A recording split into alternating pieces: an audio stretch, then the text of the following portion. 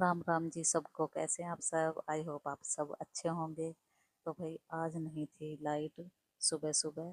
तो रात में आंधी बारिश कुछ इस तरह का मौसम था, तो लाइट नहीं थी और इन्वर्टर भी ख़त्म हो गया। और वो जैसे तैसे मोबाइल को लगाया स्टैंड पे, और तब मैंने सब्जी काटी और फिर लोड ही नहीं मिली। लहसुन छील के और मिर्ची काट के बस मैंने ऐसे ही कूट के ऐसे ही डाला था। तो जैसे तैसे मैं काम कर रही थी।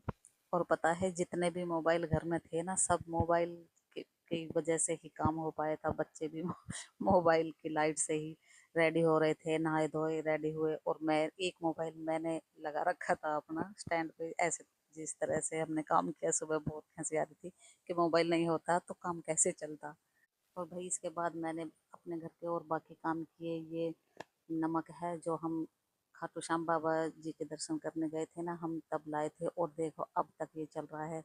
पता है हम सोच रहे हैं जब ये नमक खत्म हो जाएगा ना, हम फिर से श्याम बाबा के दर्शन करने जाएंगे।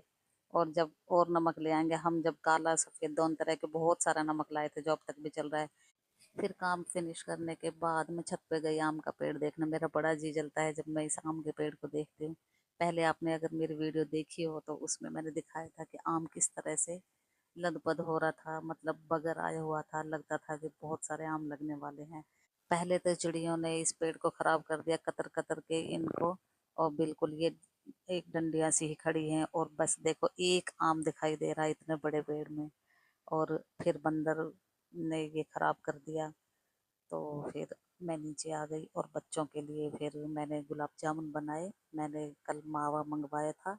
और अब बच्चों के आने का टाइम हो रहा है, वो स्कूल से आ जाएंगे और बहुत खुश होंगे। जब स्कूल गए थे ना वो सुबह, तो बोल रहे थे कि मम्मा जब तक हम घर पे आए ना छुट्टे होके, जब तक आप गुलाब जामुन बना के तैयार रखना। तो अब आने का टाइम हो ही रहा है और मैंने गुलाब जामुन तैयार कर दिए हैं। कुछ बहुत ही अच्छे बने हैं, कुछ तो मैंने डार्क किए हैं और कुछ थोड़े से हल्के हैं लाल लाल से। और बहुत इजीली बन गए हैं, बहुत अच्छे बने हैं।